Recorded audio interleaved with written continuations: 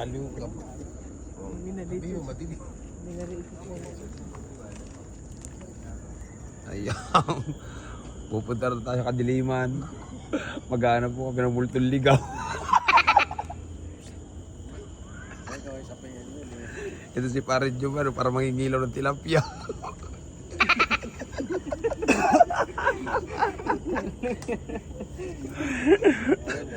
Ito pa mga pasok dyan. O, yan. Pare Jumar. Saka si Kuya. Yan. Yeah. Ito si Pare Balot, gumagayak na. Baka mamaya nauna kayong takbo dito ha.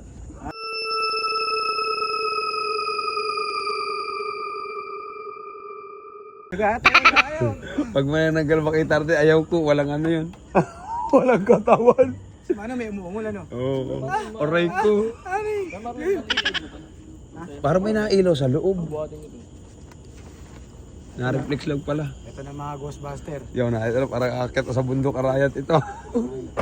Pag may humili ng buko, pag tumayong ka ng buko, ibig sabihin may Meron, takbuhan na.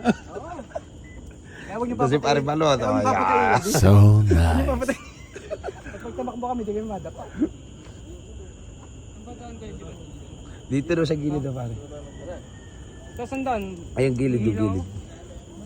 Ay, yung ahas ang kalaban dyan, okay lang yung ano. Hindi yung ahas, madali yan.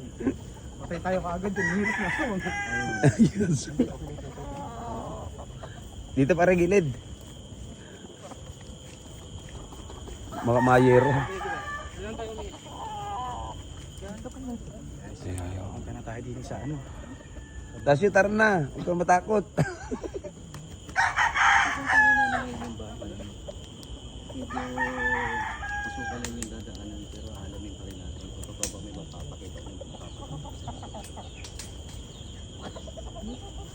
Kaya sa ano.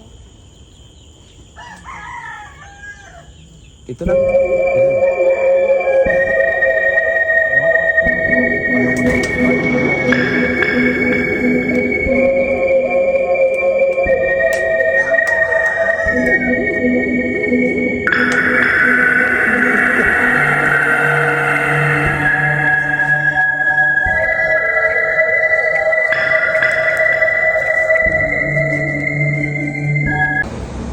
Pops, tayo ka lang.